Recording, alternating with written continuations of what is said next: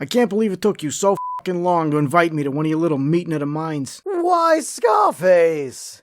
I still haven't invited you. Well, you should. The boss is very funny. Funny? What do you mean funny? I don't know. I just think that you're funny. Like I'm here to entertain you? To tell jokes and make stupid faces like some kind of fucking clown? Hey, I resemble that remark. No, boss. I didn't mean that. You're just funny, that's all. You're saying that I'm funny? Yeah. Oh, that is it! Huh. I think we can all agree that this scene was much better in Goodfellas.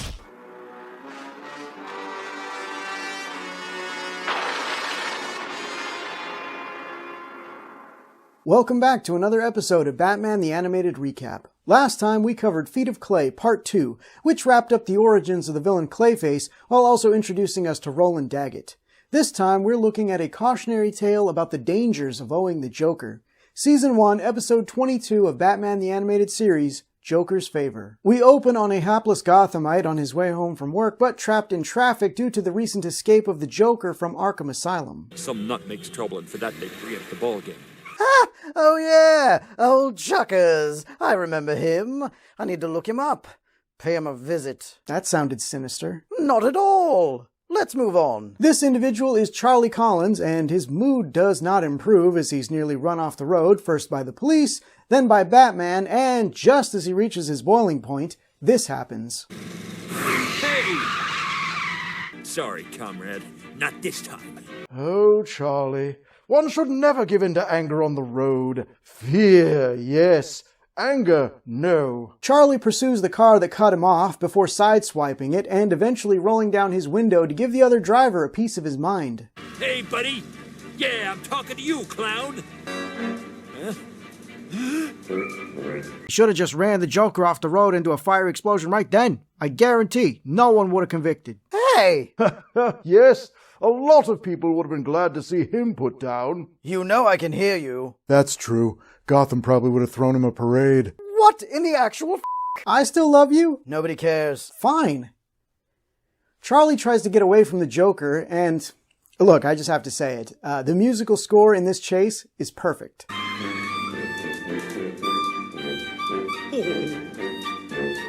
Somehow, no matter where Charlie goes, the Joker is right there waiting for him.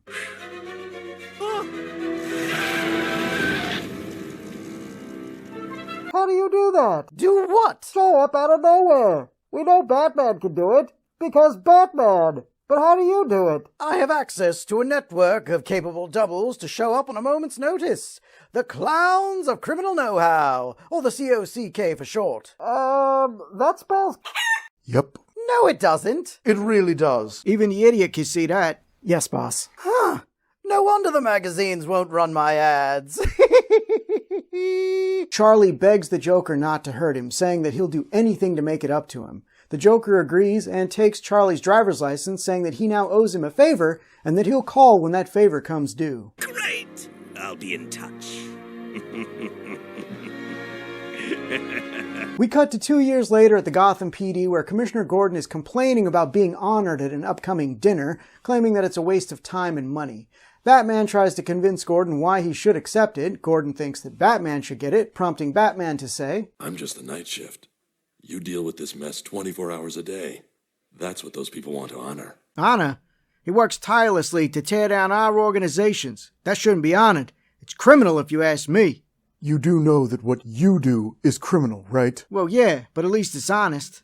What? We cut to the Joker's hideout, where he has recently escaped Arkham again and is plotting to crash Gordon's testimonial. And we get the first ever, in any media format, introduction of one Harley Quinn. Now, meant to be just a one-off Joker goon, fans like the character so much that she would be brought back again and again, eventually getting added to the comics and becoming one of DC's most popular characters. Yeah, the kid's got an irresistible psychotic charm. While Harley is inflating the Joker's ego, his other two goons aren't really paying any attention. In fact, one of them is reading a Tiny Toon Adventures comic. Nice cross-promotion, Warner Brothers. I mean, it's no Space Jam 2, but then again, what is? Harley asks if the Joker is going to call in a specialist to help them get into Gordon's dinner, and he says, No, just an old friend who's dying to do me a favor. Wouldn't it have been easier to just hire or lean on someone who already worked at the Peregrinators Club? Of course it would, but I don't do what I do for the sake of ease.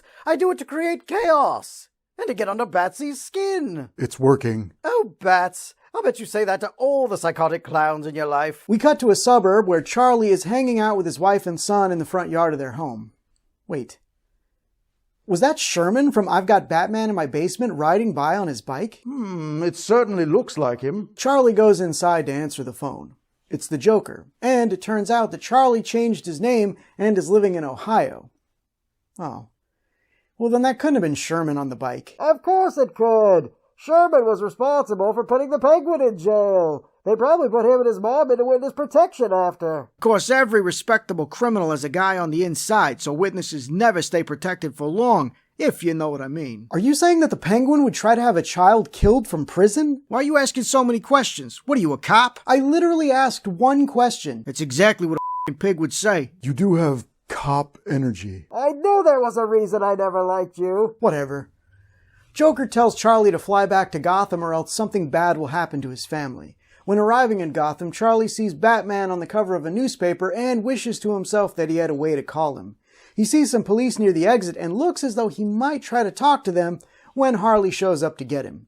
Once back at the Joker's hideout, Joker promises to send Charlie home after he fulfills his end of their arrangement. Why do I get the feeling that Charlie's a dead man? Oh, come on, Crane. Like you wouldn't do the same thing. Of course I would, but I'd control him through fear, not through false hopes. Yes, but giving hope and then ripping it away is so much fun. You're a little f***ing cuckoo, ain't you? Said the block of wood with a hand up his... Okay, clown, if that's how it's gonna be. Idiot, put the Joker on the list. What list? You'll find out. Oh, I also want to be on the surprise list. Outside of the event, the Joker tells Charlie his job, which is to open a door for Harley when she knocks 3 times. Seriously? She could have just knocked and anyone probably would have opened the door from the inside. I couldn't take that chance, Batsy. There's only so much oxygen in that cake. I'm not Tom Cruise, you know. What, then you just have to hold your breath for 2 minutes? What about installing the security profile? Well, that's going to be like a minute tops. So I have to hold my breath for 3 minutes. You can do that. We cut to inside the reception where Bullock is just really classing up the joint. My bad. Ugh, Bullock. Imbecile! Moron. Stick. Well, hey, that's something that you all have in common. Anyway, we also see that Bruce Wayne is at the event, but only to congratulate Gordon and leave. Charlie enters and sees Joker's 2 goons dressed as waiters, so he knows that he can't tell anyone what's going on. He heads into another room, pondering if he can find a way to contact Batman, when an idea pops into his head. Oh, no way. It'd never work. As Bruce is headed away from the building, Alfred notices the bat shape in the window and says, Sir, I believe you may be needed inside. Huh?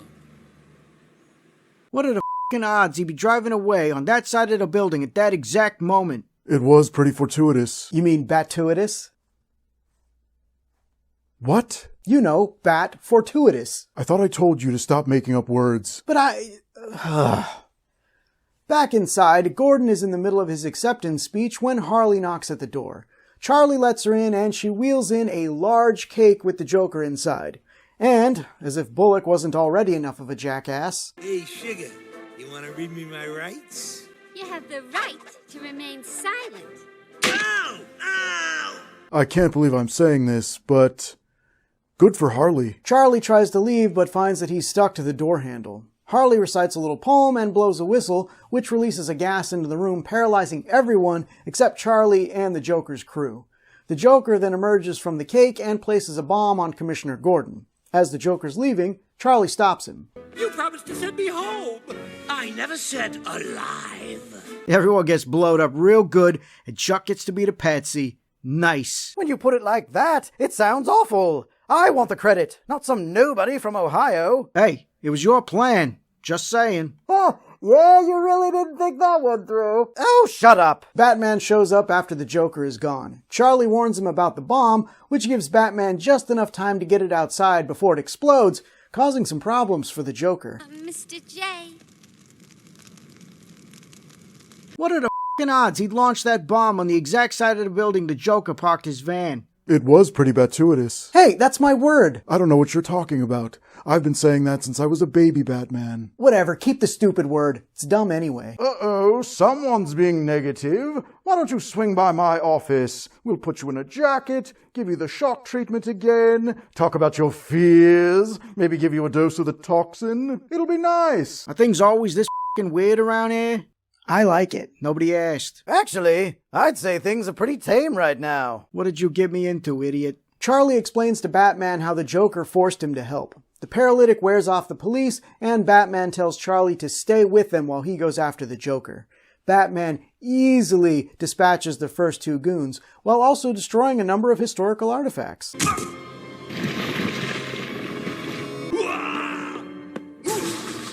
I told you before, there's a reason I carry a Bat credit card.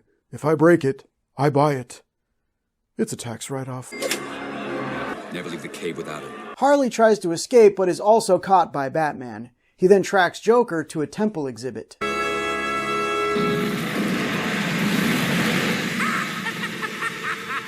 Who puts a functioning fire trap into a museum exhibit? Don't forget the poison dart launchers and the drop-away floor with deadly spike pit. It's probably the same people who installed that planetary diorama for Nostromos.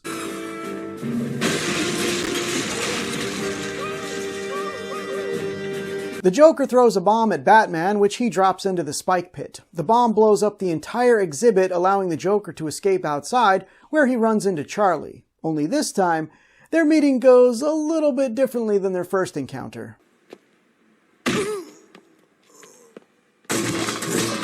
Yep, old Chucker's really got one up on me. Oh, look at the time. What an episode. I could go for a bat witch. Anyone else want one? Batsy, I know you want one. What do you not want me to see? What does he not want me to see? Nothing. Play it. You've had a busy day. All this running around, all this excitement with... Wait, what happened? Oh no, it looks like someone destroyed the videotape. Boo-hoo.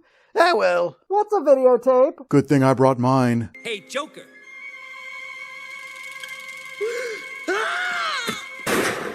Gotcha.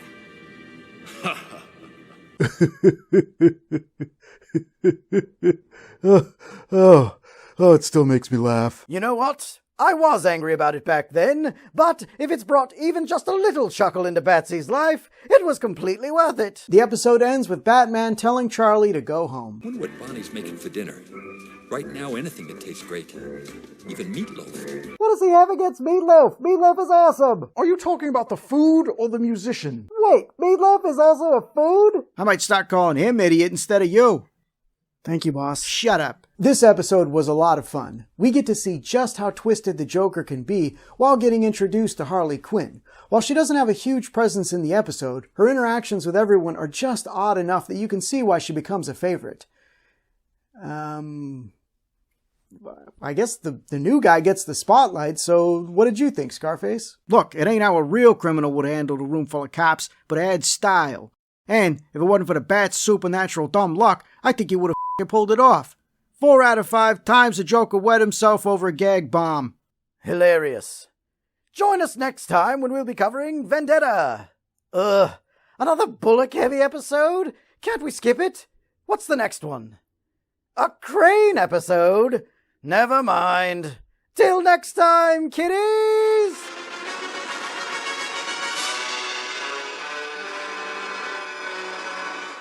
How did you hear about our little organization anyway? Everybody knows. I've been talking to some of the other rogues about signing up. Who did you talk to? You know Penguin, Two-Face, Mad Hatter, Hush? Yeah? They ain't interested. Ha! Cobblepot was bested by a preteen brat anyway. We'd never invite him. What about Riddler or Poison Ivy? Now they are interested. Well, okay. But they wear a lot of green, and yous all film in front of a green screen, so they're out. Damn the color green. If you're really looking to fill some spots, I could get Conor McKing or Killer Moth in a heartbeat. Nope. Never. We're full up. Thanks for watching, everybody. If you enjoyed this video, please consider giving it a like and a share. It really goes a long way to helping out the channel. Don't forget to subscribe and click that bell icon to be notified when more Batman the Animated Recap episodes go up. Thanks, everyone.